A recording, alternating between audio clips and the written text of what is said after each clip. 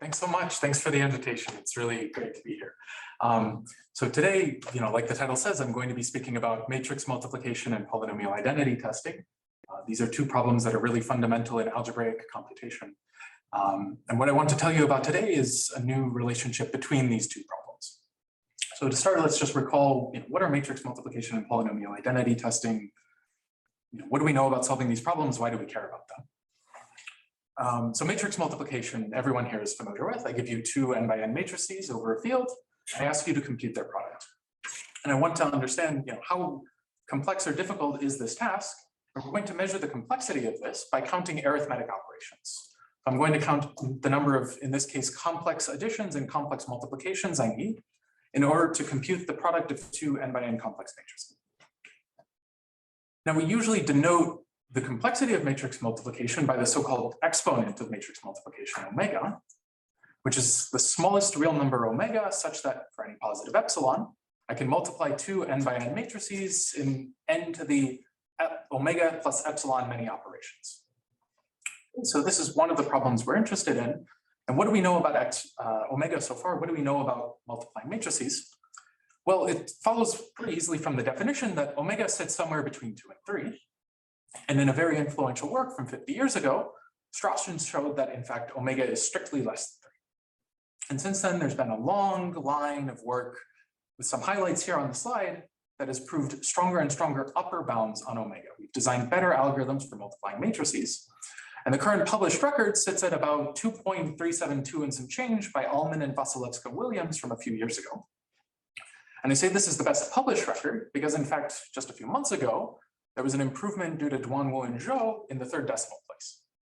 So for the past 50 years, we've been spending a lot of effort designing these fast matrix multiplication algorithms. And of course, this is nice because, well, by definition, we have these fast algorithms to multiply matrices. But if you haven't seen this before, why should you care about this? Why do we want to multiply matrices quickly? And the answer is, well, you can use this for a lot of other problems that you might really care about. So for example, if you have access to fast matrix multiplication, you can compute the determinant of a matrix quickly. You can do even more. You can compute the characteristic polynomial of that matrix. You could factor that matrix. You could solve a linear system. Essentially, any kind of linear algebra that you might want to do, you can probably do that quickly if you have fast matrix multiplication. Now, not only can you do linear algebraic things, but you can solve other problems quickly that don't necessarily look like they have a matrix involved. For example, you can find k-cliques in a graph quickly. You can recognize strings in a context-free language. These are problems that on their face, they don't look like they involve a matrix or any kind of linear algebra, obviously. But if you've thought about these problems before, there is a matrix sitting somewhere just under the surface. And just to drive home the point that this problem is really applicable, it's really useful. I looked on Google Scholar, and this work of Allman and Vasilevska-Williams, it's been cited well over 200 times in the past 2 years. Right, so fast algorithms for matrix multiplication, they're widely applicable in theoretical computer science. So, in particular, if omega is 2, that would be wonderful, right? We would have these amazingly fast, near linear time algorithms to multiply matrices, and that would be a wonderful world to live in. We have really fast algorithms for a lot of problems that we care about, but we don't know if omega is 2 yet. And in fact, there's been some work in the past few years that suggests the techniques we have to prove upper bounds on omega, they're provably running out of steam, right? We're going to have to come up with new ideas if we want to prove better and better upper bounds. I believe these techniques bottom out somewhere around 2.16, right? So there's still some more progress we could make, but not too much. So this raises a question, maybe omega is not 2. And if omega is not 2, that's kind of disappointing because we don't have these very fast algorithms to multiply matrices. But maybe there's something we could still gain in this kind of disappointing world, right? Maybe we could use the fact that omega is larger than 2 to design an interesting algorithm for a different problem. And this seems like maybe a strange question. We have a lower bound. Why should that lead to an algorithm? But the goal of this talk is to tell you that you actually can do this. You can use a lower bound on the complexity of matrix multiplication to design interesting algorithms for other problems. And as the title suggests, this application is going to be to algorithms for testing polynomial identities. So before I tell you what this result is, let me just take a few minutes to talk about polynomial identity testing, what is this problem and why should we care about it? So polynomial identity testing, it's this really wonderful algebraic problem where the input, I give you a multivariate polynomial with complex coefficients, say, and I ask you, is this polynomial identically 0 or not? Now, the complexity of this problem depends on how I give you the polynomial, right? If I give you the polynomial as a list of coefficients, the problem is easy. And here I want to consider a more succinct representation of the polynomial, which is as an algebraic circuit. So this is a circuit built out of addition and multiplication gates that takes as input variables, and it computes a multivariate polynomial. So for example, this circuit here on the slides, it computes the polynomial x squared minus y squared. Now, this is a succinct representation, but it's still a useful one. One thing you can do with this is you can use the circuit to evaluate the polynomial out of one, right? The circuit is an algorithm to evaluate the polynomial. Now, of course, you could try to be even more clever and maybe look at how the circuit is wired, try to make inferences based on that. We won't try to be that clever here. Okay? We'll end up just using these circuits to evaluate the polynomial. And like I said, this is a succinct representation, so there are things you can't do. And one thing you can't do is you can't take this circuit, expand the polynomial as a sum of monomials and check that everything cancels. Right? Doing that will take exponential time in the worst case. So that's a pretty slow algorithm. So this is the problem we want to solve. I give you some polynomial. I want you to check if it's 0. Okay? I guess like a randomized algorithm would be very quick. Yes. Yes, absolutely. Right. So just I want to give you an example instance of this problem if you haven't thought about it before, just to give you a flavor for it. Okay. So here's an instance. I found this 5 by 5 matrix on the side of the road, and I want to know if its determinant is 0 or non-zero. And you can sit and stare at this for a little while and see that the determinant here is not 0, and here's one monomial that survives when you expand the determinant. Now, if you like determinants, if you like linear algebra, this might sound like a fun problem to think about. If not, here's a different problem. I have a bipartite graph. Does it have a perfect matching? And again, you can sit and stare at this for a while and find one perfect matching in this graph, and there's another. But okay, so why am I asking you these two questions on the same slide? It's because the answers are correlated, right? This determinant is non-zero exactly because this graph has a perfect matching, right? And in general, there's a way to take a graph and build from it a matrix whose determinant is non-zero exactly when that graph has a perfect matching. So this is one application of polynomial identity testing. We can use this to design algorithms to test if a graph has a perfect matching. And the interesting punchline here is that this algorithm you get is actually a parallel algorithm because you can compute the determinant efficiently in parallel. This is the only parallel algorithm I know for this problem. So that's interesting. You can use PIT to solve other problems. For example, it's a key ingredient to the primality testing algorithm of Agarwal, Kayal, and Saxena. You can use this to solve problems about algebra, like factoring polynomials or testing if one polynomial divides another. You can use it as a key ingredient in different algorithmic results. For example, it appears in the proof of IP equals P space as part of the sum check protocol, and you can solve other problems with this. For example, there's this equivalence testing problem for read-once branching programs. A read-once branching program, if you don't know what that is, it's a non-uniform model of computation for Boolean functions. And this equivalence testing problem just asks, I give you two different read-once branching programs, tell me if they compute the same function. You can solve this with PIT. So this is a useful problem that, not only is interesting in the context of algebra, but it helps you solve problems that on their face, they don't look like they have anything at all to do with algebra. So what do we know about solving this? And, like the question earlier, you can actually solve this problem very quickly with a randomized algorithm. Right? And the algorithm is very simple. I sample a random point and I evaluate my polynomial at that point. And I say that the polynomial is 0 exactly when the evaluation is 0. Now, if I could sample a truly random complex number, this has error probability 0. But if I want to actually run this algorithm on a Turing machine, I need to sample a point from a large finite grid. And as long as that grid is large enough, say twice, its side length is twice the degree of your polynomial, they'll have error probability almost half. So this is a really fast randomized algorithm. What if you want a deterministic algorithm? Well, the de-randomization of this algorithm runs in exponential time. And in general, if you don't make any further assumptions about the circuit you're working with, this is more or less the best algorithm we have for this problem. So there's this question of, can we design an efficient deterministic algorithm to test these polynomial identities? This would give us very nice deterministic algorithms for a lot of other problems.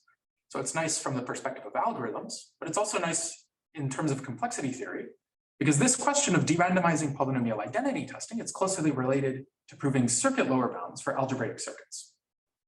So in one direction, we know that if you can prove lower bounds against an explicit polynomial, like the permanent, then you can use this to de-randomize polynomial identity testing. And in the other direction, we know that if you can de-randomize polynomial identity testing, you can prove lower bounds against algebraic circuits. And you can prove lower bounds beyond what we know how to prove today. So this is a nice problem that has algorithmic consequences. It's connected to complexity theory. We'd like to design an efficient deterministic algorithm for it, but we know nothing about it. Well, at least in general cases. The Heinz law is the randomization using a heating set. I mean, the advanced in Pagliaccio say if you de-randomize it anyway, you get lower bounds either for algebraic circuits or Grant circuits. That we don't know. Right, and cabinets and Pagliaccio, they also do this hardness versus randomness. That's what I'm saying. Yeah, of course. You mentioned the hardness versus randomness. Right. But they also strengthen the Heinz law to de-randomize in the general sense, whereas the Heinz law is just de-randomized by a heating. Right. Anyway, yeah. All right, so we'd like to design an efficient deterministic algorithm for this problem. And this is the connection we're going to make with matrix multiplication. So now here's this result that I want to tell you about. I'm going to state it in two ways. So first, I'm going to state it as a win-win result. Okay, so there are going to be two items on this slide, and unconditionally, at least one of them is true, but maybe both are.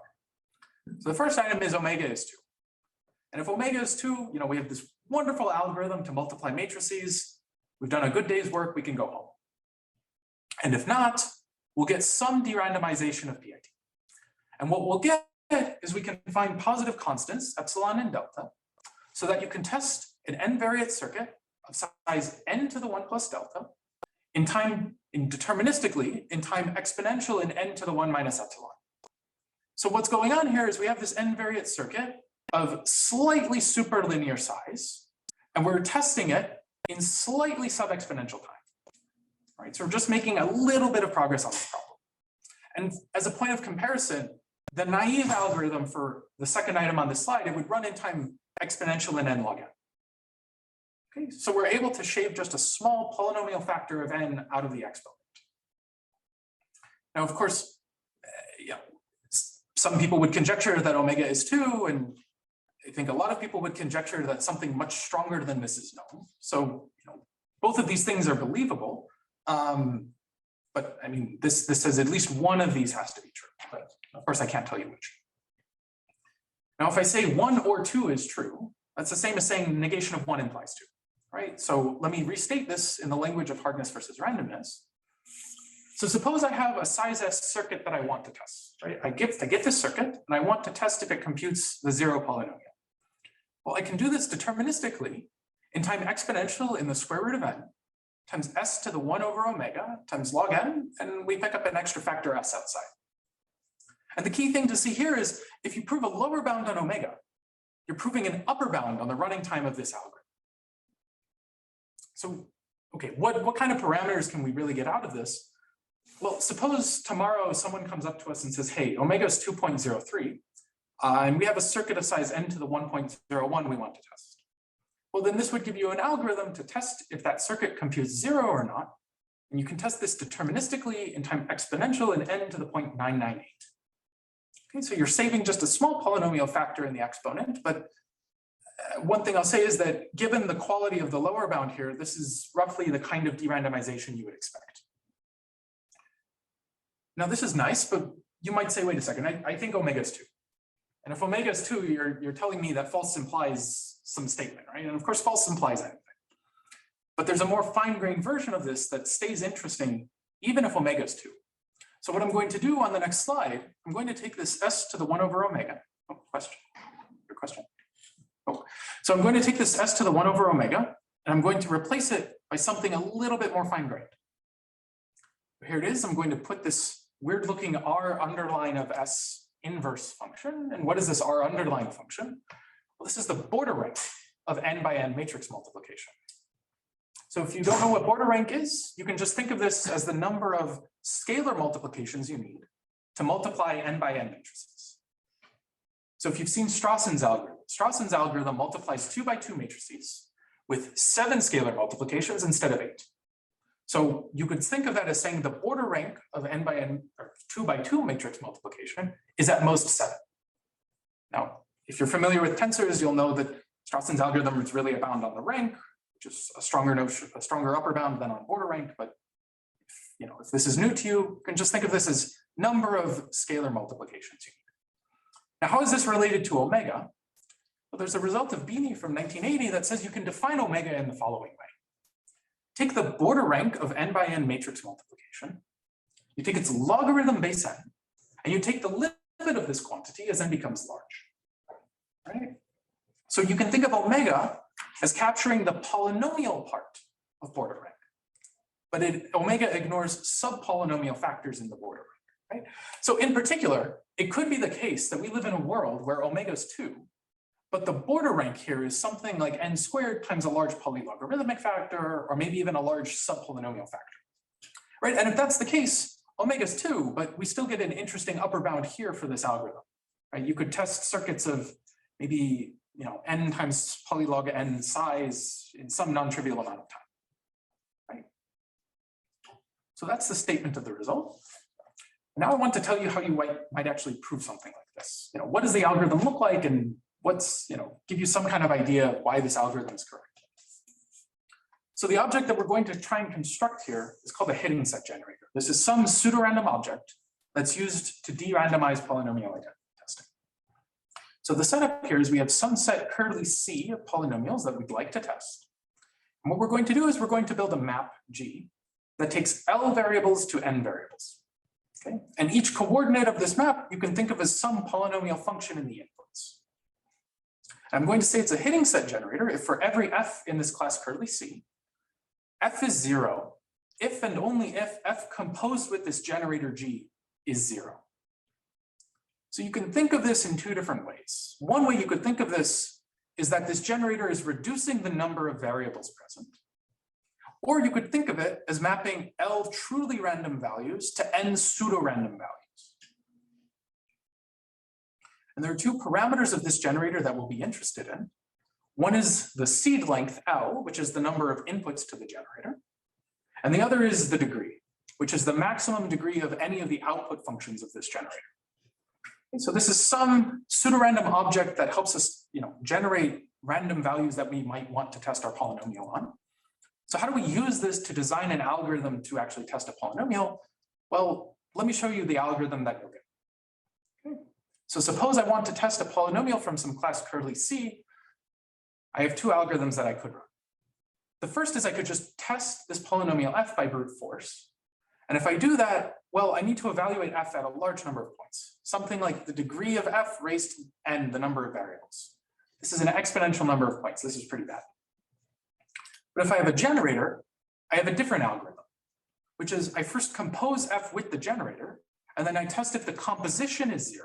And I do that test by brute force. And the point here is that, well, the number of evaluations is now the product of the degrees raised to L, the seed length of the generator.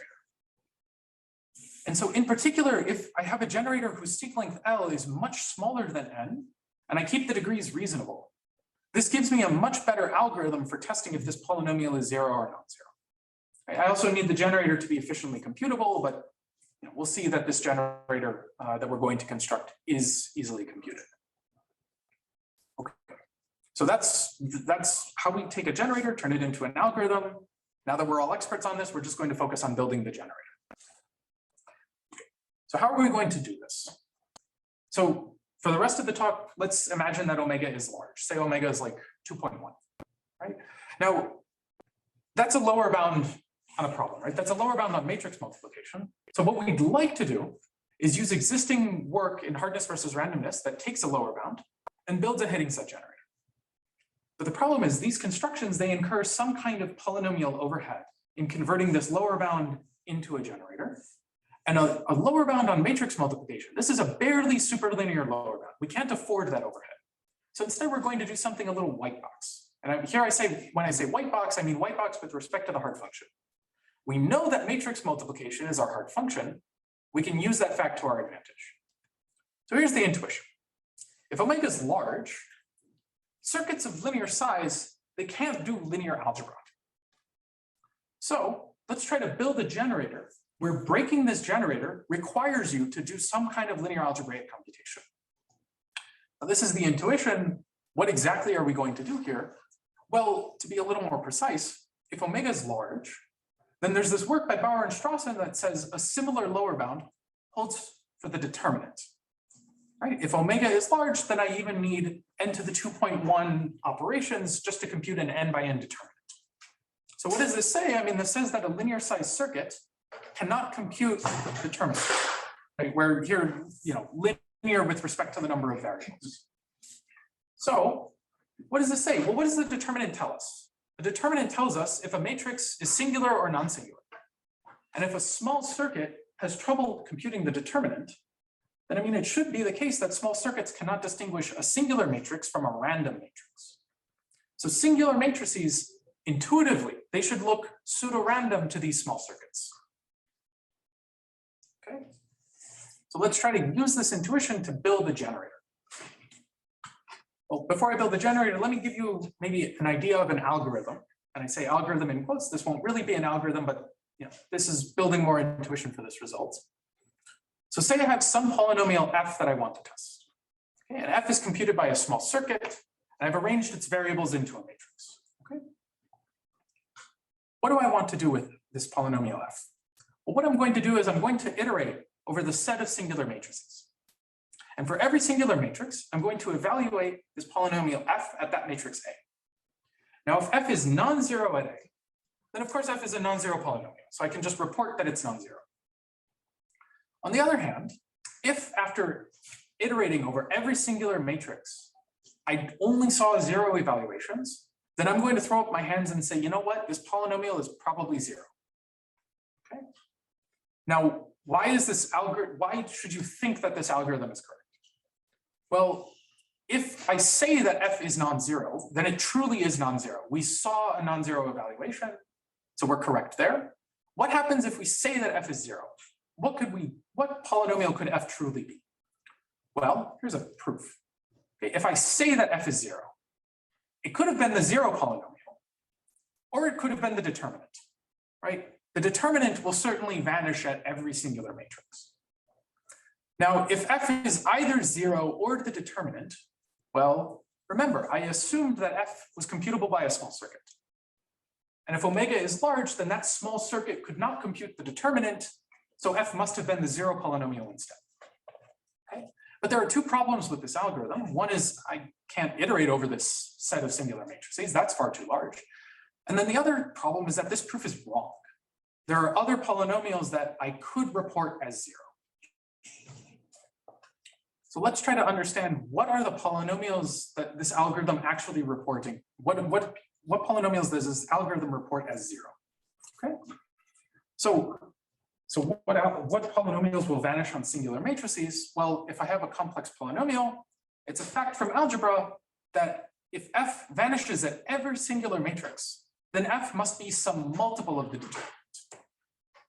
So it could be zero, it could be the determinant, it could be the determinant times the permanent. Could be a lot of different things, right? But this seems pretty good, right? Because we're still essentially computing a determinant up to some multiple. So here's the first question.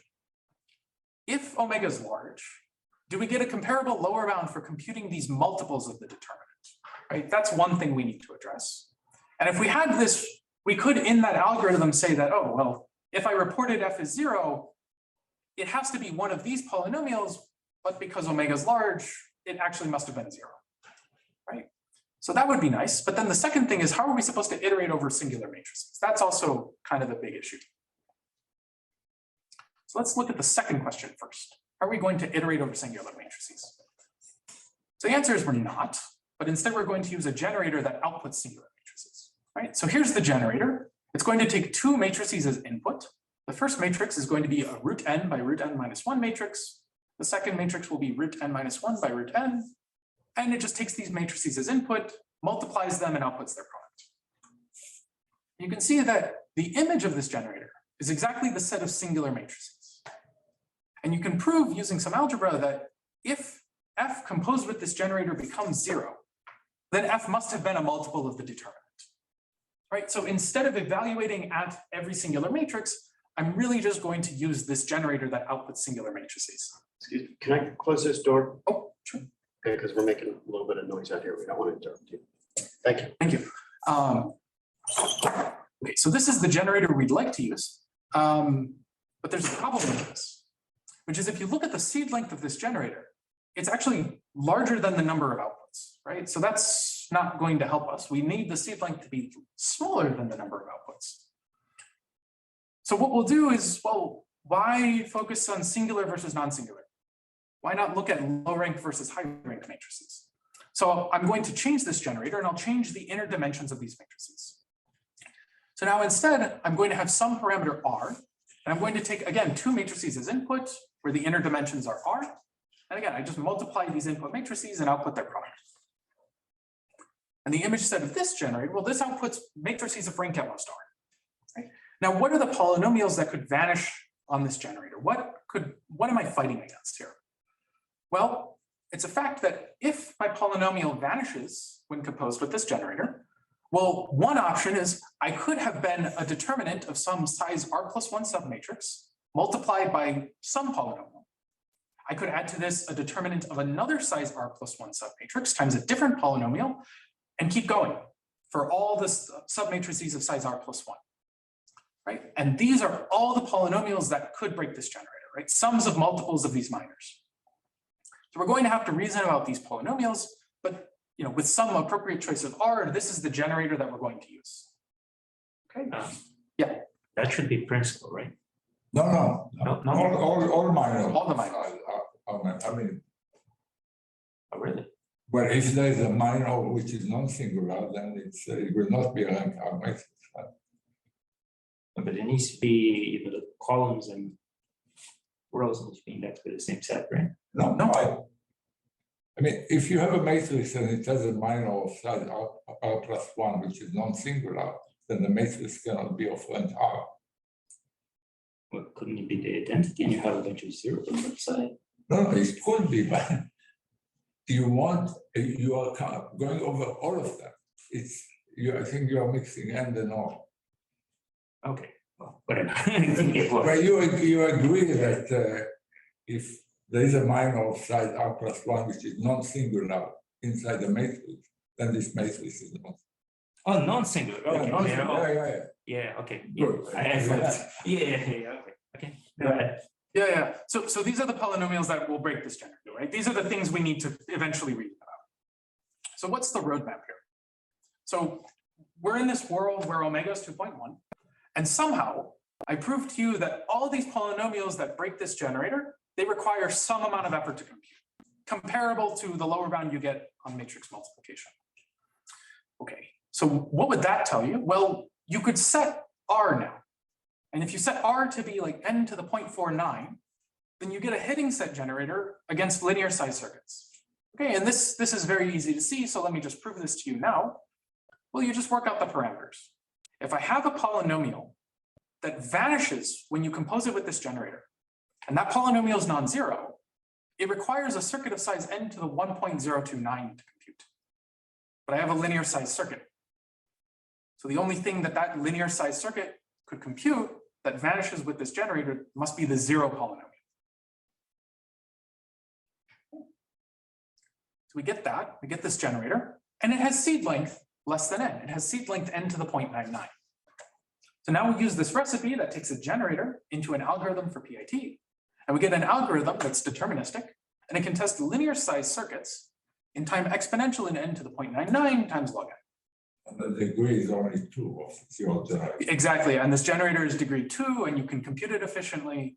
So of course you get this very nice algorithm. So that's the algorithm. You could, in principle, go and implement this yourself, right? You just need to know what omega is, which might be a bit of an issue in implementing it. Okay, so now I want to zoom in on this very top arrow here that I promised I would tell you about and show you, how do you actually prove this, right?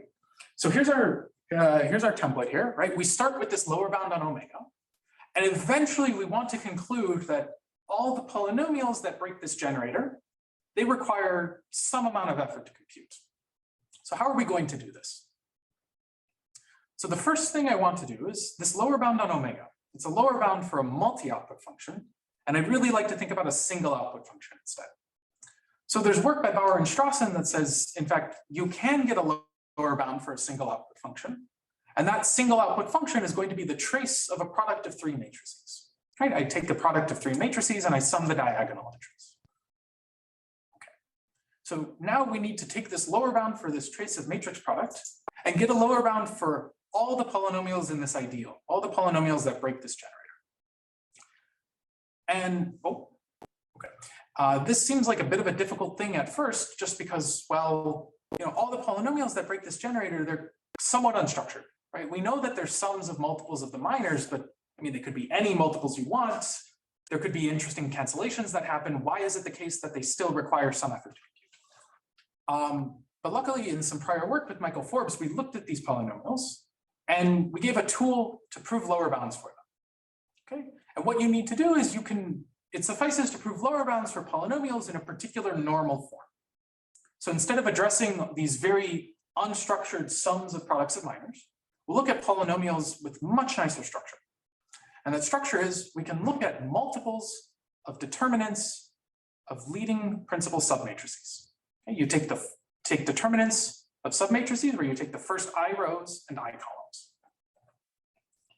And you might have many different determinants of different sizes here, but you can at least assume there's one large determinant. Right? And that's where you're going to get your lower bound from, is having some large determinant in this product. And now it's principal. Yeah. Right. So now all we need to do is we somehow need to lift this lower bound on the trace to a lower bound on these products of principal minors. And that's the main technical focus of this work, is to do this, to lift this lower bound here.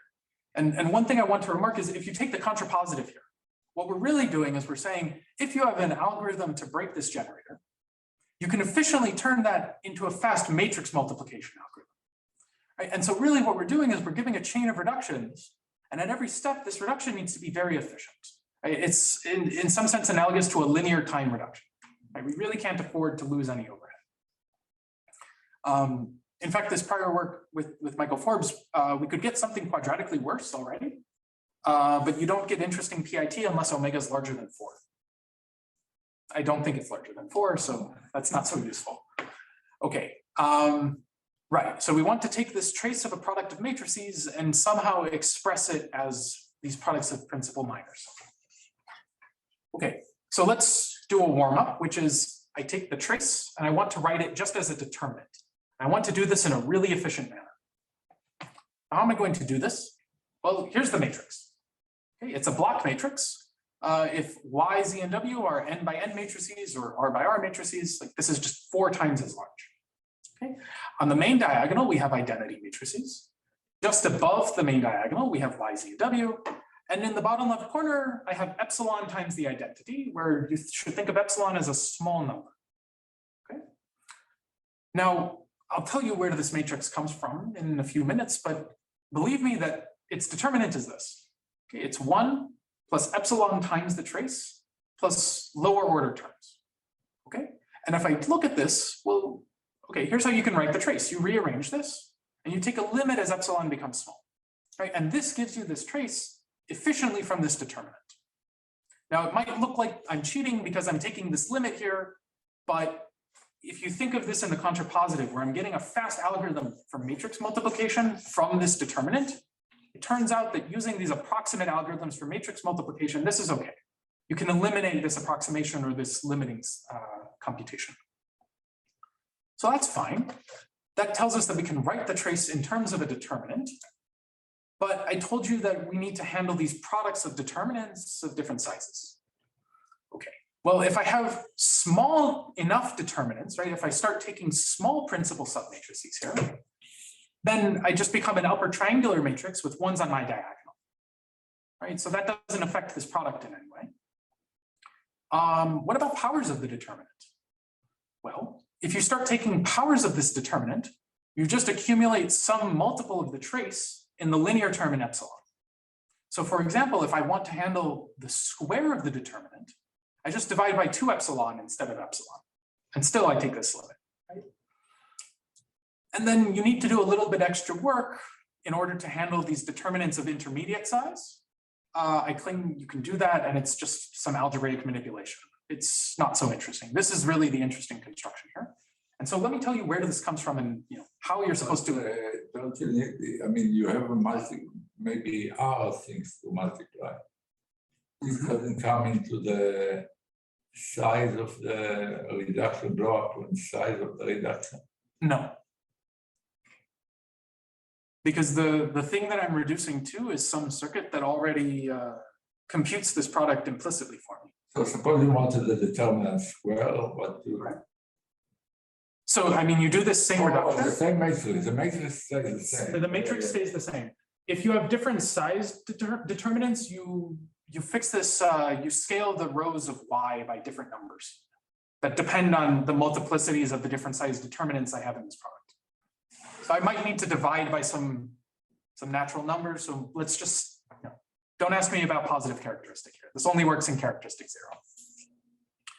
Okay, so I mean, where does this matrix come from? So let me tell you about the trace a little bit.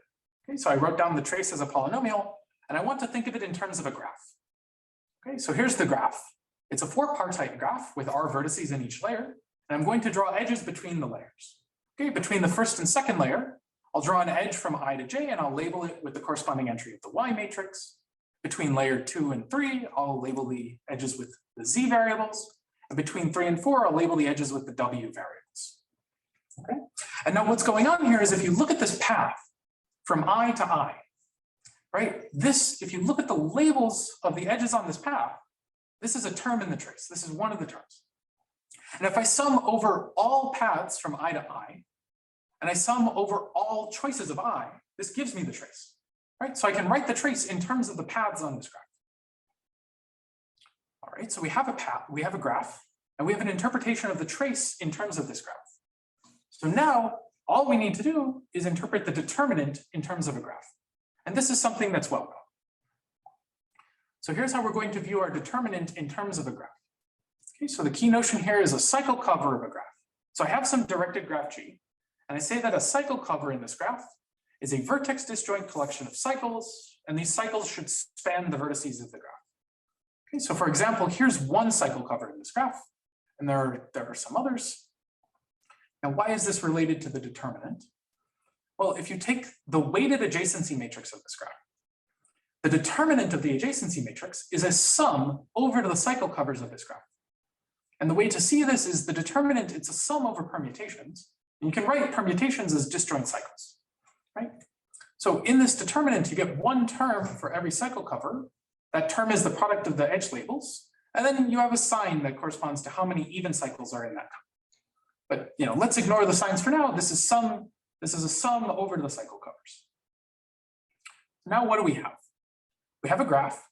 We understand the trace in terms of the paths, and we want to instead massage this into a determinant, which understands cycle covers. Okay, so what are we going to do? How would we turn this path into a cycle cover? Well, the natural thing to do is let's add an edge that goes backwards, and let's add self loops on all the vertices. And you can see that this path now becomes the cycle cover drawn here. And the term corresponding to the cycle cover in the determinant is exactly this term in the trace. Right, so all the paths in the original graph, they become now cycle covers. So our determinant contains the trace, but there are some extra terms we added that we want to get rid of. Okay, so what's one cycle cover we don't want here? Well, we could have things that behave oddly, right? We could maybe start at I in the first layer, walk to a different vertex in the final layer, go backwards, walk down to I, walk backwards again, right? We could do this. We could take disjoint cycles that start and end at the same vertex. I mean, we could do lots of bad things here. And those don't correspond to the trace. So the thing we'd like to do here is we'd like to only count the cycle covers that use one backwards edge. Now, if we only had one vertex in the start layer and one vertex in the final layer, we'd be done. And this is already a reduction, in fact, due to Valiant from the 90s. But the new thing here is we need to handle these extra vertices in the start and ending layers. So how do we do that? Well, let's take all of these backwards edges and multiply them by a small number epsilon. Okay. Now, what do? Well, we can take this determinant and write it as a univariate polynomial in epsilon, whose coefficients are polynomials in y, z, and w. And what's the coefficient of the epsilon to the I term? Well, it counts cycle covers that use I edges going backwards. So now we can compute this determinant, right? If I use 0 backwards edges, I get a 1. If I use 1 backwards edge, all those terms collectively correspond to the trace. And then if I use more than 2 edges, 2 or more edges going backwards, I just think of that as a low order term. I don't want to count that. And now we can rearrange this and see that, well, here's how we get the trace as a limit of this determinant, right? And if you look at the adjacency matrix of this graph, it's exactly this matrix I showed you earlier, right? Now, one thing I'll say is, if you start taking principal submatrices, what does that correspond to in this graph? Well, you would start deleting vertices from the final layer, right? So you would end up getting sums of cycle covers that can only start or end, say, at the first I vertices, right? And that would correspond to a trace of the submatrix of YZW, where you take the first I rows and I columns, right? And you can work out the algebra and make this work as well, right? So we get this really nice reduction from trace to determinant. And so, why were we doing this? Well, we wanted to do this because if we had a lower bound on omega, we wanted to show that this generator that outputs rank R matrices, it must, any polynomial that vanishes on that generator must be hard to compute. And to fill this gap, we had this gap where we needed to reduce the trace to these products of principal minors. So we do that. And why were we doing this in the first place? Well, if we prove this lower bound, then we complete this top level proof where we show that if omega is large, we can get some kind of de-randomization of polynomial identity testing, right? So that's the proof. So I think there's a nice takeaway message from this work that you can still remember in a few hours when all the technical details have sort of evaporated out of your brain, which is if omega is larger than 2, then low rank matrices look pseudo-random to small circuits. And of course, you can replace 2.1 by your favorite constant larger than 2 here. Okay, so that's all I wanted to say about this result. Let me end with some questions that are left open by this work and I think could be interesting to address. But there was the other part that you didn't show us. The other part? But you said you'll start with the issue of the size of the generator, right? Mm-hmm. This is like 20 minutes, but yeah. No. And the second thing was why is it enough that you only multiples determinant? Yeah, you did address. So yeah, sorry, you did address. You addressed both. Okay. I was talking about the part of having multiples of the determinant instead of the determinant. Oh, yeah. Because of the previous, that was your earlier result. Right. So that's, why is that enough? Ask me later. Well, you told me in the office. Yeah. Yeah, I wish I had a simple explanation for that. Right, okay, so questions that are left open by this. So one is, can you bootstrap this PIT algorithm? All right, we started with this lower bound and we got sort of a weakly sub-exponential time algorithm. And of course, if you are familiar with work on hardness versus randomness, this is the de-randomization you would expect. But could we maybe do more? Could we do some kind of interesting recursion or other construction on top of this to get an even faster algorithm? And I'll just say that results like this are actually known already for polynomial identity testing, but in a different regime. Okay, we know that if you can get even something that's barely non-trivial, but as PIT for univariate polynomials, then in fact this barely non-trivial thing gives you a polynomial time deterministic algorithm for the multivariate case. Okay, now, I mean, the univariate setting is in some sense much harder than the multivariate case. I think this could be an interesting thing to think about. Second question is dual to the first, which is, can you magnify this lower bound? Right, we started with a very weak lower bound. Could you do some interesting construction or modification on top of this to get a different polynomial that's much, much harder to compute at which point the machinery of hardness versus randomness can be applied. And again, we know something like this in the context of algebraic computation. We know this for non-commutative circuits, that if you can prove a lower bound that's just barely better than what you get from matrix multiplication, you can prove arbitrarily good polynomial lower bounds. And the last question, I didn't mention this, but there's a result of Bauer and Strawson that proves an n log n lower bound for general algebraic circuits. And so in principle, you should be able to design a non-trivial PIT algorithm for linear size circuits, right? Or even maybe n times square root log n size, right? In principle, you should be able to do this. But you are losing log n in your reduction now. No, we're only losing a constant factor. Yeah. So I mean, in principle, maybe you could do something with this lower bound and design an interesting algorithm, but I have no idea how actually to do this. But I think that would also be really interesting. There's no formal barrier to doing something like this. Can you repeat the third point? Right, so this is a lower bound that's about 40 years old. So the polynomial you want to compute is x1 to the n plus x2 to the n plus x3 to the n plus xn to the n.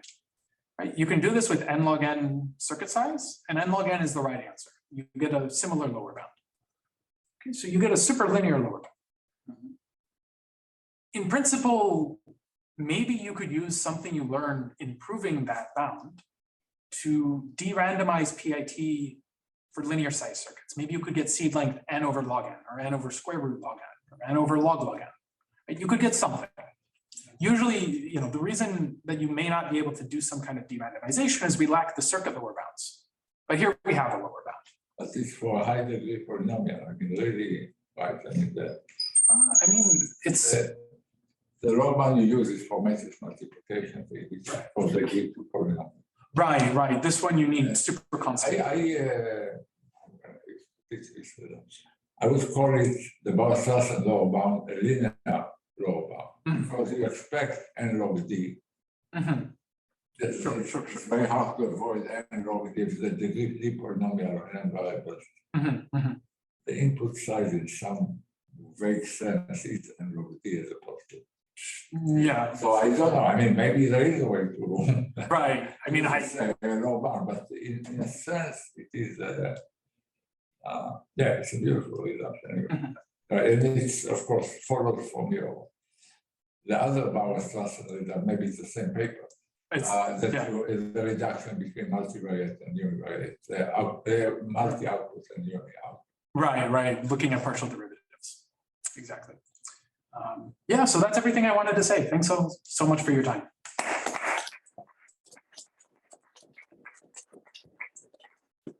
Thank you.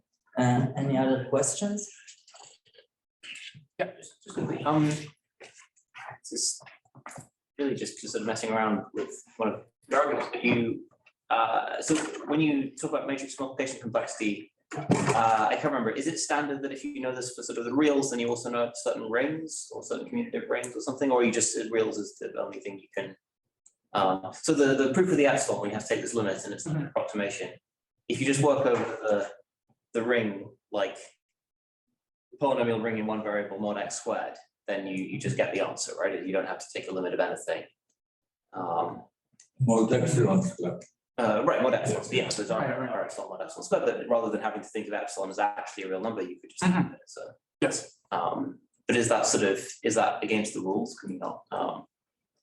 Or can you simulate it somehow with matrices? No, you can simulate it. Okay. Right, so really what's going on in the proof is you really do think of epsilon as this indeterminate. And so, okay, you work this reduction and you get some algorithm for multiplying matrices where the matrix product is really like the trailing term in epsilon. And you can do some things on top of this to really eliminate that. I mean, one thing you can do is you can interpolate out in terms of epsilon. And it turns out, there's some self-reducibility properties of matrix multiplication that make that not too expensive. I see. Okay. So the part in the argument where you gave this limit of dividing by epsilon and letting epsilon tend to 0. Right. Was that for our benefit? And Yes. Okay. Yes, that is because I didn't want to say too much. So Would you have the same result if I just told you that, I mean, we know that if permanent is hard, you can de-randomize PIT, but in the, this is in the high-end regime where the low bounds are high. If I told you that the permanent requires n to the 2.1 lower bound, would you know that, would you have the same result or not? It should be true. It should be true, but I don't think I mean, I also can express the permanent in terms of cycle covered without the signs and so on. Right. Maybe you could, yeah, just wondering because nobody, I think, ever thought about the permanent. Yeah. I mean, in this very low end regime. Right. I don't think this immediately gives you something in the low end regime for the permanent. Maybe is kind of a funny thing about this. Yeah, low. Actually, are there any interesting implications of similar bounds for PIT that are slightly stronger? If you can solve it in, say, exponent of 410 or something like this, that's anything. Like, I see. Yeah, if permanent is hard, that's what you get. That's the permanent in Pareto. If permanent, let's say, is exponentially hard, then you can do PIT in polynomial time. Let's think about upper bounds. If you have a good but still very far from polynomial upper bound PIT, does it imply anything interesting? Yeah, that's the other result he didn't mention, that I mentioned in the beginning. So permanent in Pareto proved two results. One, if permanent is hard, then PIT is easy deterministically. And then if PIT and the converse, sort of converse. If PIT is easy, PIT can be deterministic polynomial time, then permanent is hard. The hardness of the permanent is the second, is not quite the hardness of the permanent in the first, because it says either the permanent is hard for algebraic circuits, that's what we want, or we can prove some unknown Boolean circuit lower bound. But would you still get hardness if you don't assume that PIT is in polynomial time? But Yeah, of course. These are things can be scaled. Yes. Yeah. If you can do it in exponential in square root and time, then you will get some lower bound for the permanent. That's not exponential, but quasi-polynomial or some so in the middle. Yeah, you do get. so does this also imply? No, here he is playing in a very narrow. His margin is really small. Right? Yeah. It's all nearly now.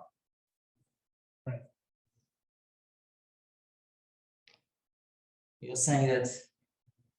So he's saying that if you assume a lower bound of matrix multiplication, you get an algorithm in exponentially, let's say n to the 0.999, saying that this wouldn't imply a lower bound for a permanent that is not trivial, or would still imply something. For permanent, maybe it will. No, why? No, I don't see that it's implied in this. No, I don't know that these reductions are so fine. They're so fine grained. I'm not sure. I think you could get, like, if omega is 2.1, probably a permanent takes n to the 2.1. Yeah, directly from the low bound you assume, but you ask whether you get it from the PIT algorithm. Oh, no, I don't know. You get the exponentially n to the 0.999 upper bound for PIT. Does it apply a lower bound for the permanent? I don't know. Super linear, I'm not sure that it's so. Yeah, but you get it directly from the lower bound and the term.